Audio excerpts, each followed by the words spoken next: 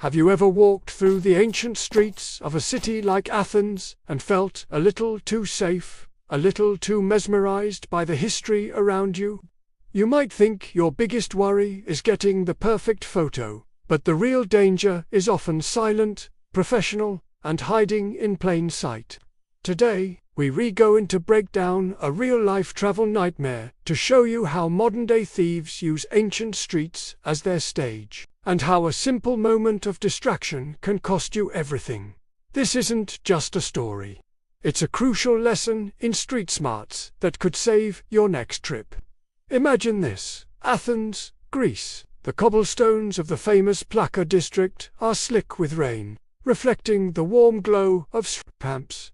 It's late, well past 9 p.m., but the atmosphere is magical.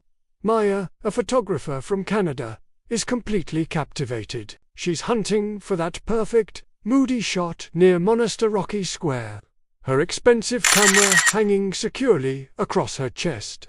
She knows about pickpockets, of course, but the sheer weight of her camera feels like a deterrent. Who could snatch this without her noticing? She decides to venture just a little further, into the quieter, more residential lanes where ancient ruins meet modern graffiti. This is where the real Athens is, she thinks. And she's right, but not in the way she expects. As she walks down a narrow lane, a sudden commotion erupts behind her. A woman stumbles and falls, her handbag flying open, its contents scattering across the damp stones. It looks like a genuine, clumsy accident. Immediately, two young men rush forward, shouting in Greek, seemingly to help the poor woman. Maya, like most of us would, instinctively stops. Her empathy kicks in. She turns to look, her focus pulled completely into this little street drama. But a tiny, unsettling thought flickers in her mind. Why did they look at me first, before even glancing at the woman on the ground? That fleeting thought was the key. The entire accident was a performance, a meticulously crafted piece of street theater designed for an audience of one, her. While her eyes and her mind were locked on the unfolding scene, a third person moved in. This wasn't a clumsy personager, this was a professional. With breathtaking speed and silence, they approached from her side. There was no shove, no struggle, just the lightest, ghost-like touch against her chest. A razor-sharp blade sliced through her camera strap in a single, clean motion. Before the sounds of the fake accident even died down, Maya felt it. A sudden, jarring lightness. The familiar weight of her camera was gone. The strap, now useless, dangled from her neck. Panic surged. She whirled around, shouting, "My camera, my camera!" But it was too late. The stage was already empty. The woman, the two helpful men, and the thief had vanished into the labyrinth of alleyways as if they were never there. The efficiency of it all was chilling. The whole event, from the fall to the disappearance, took less than 10 seconds. Her heart pounding, Maya sprints in the direction she thinks they went, her mind racing. She rounds a corner, ready to confront them, but stops dead. Her path is blocked by two large, imposing men just leaning against a wall, smoking. They weren't part of the initial team, but their role is clear. They are the cleanup crew, the wall. Their expressions are completely neutral, indifferent, but their presence is a silent, deafening warning. Turn back, this is not your territory. The chase is over before it even began.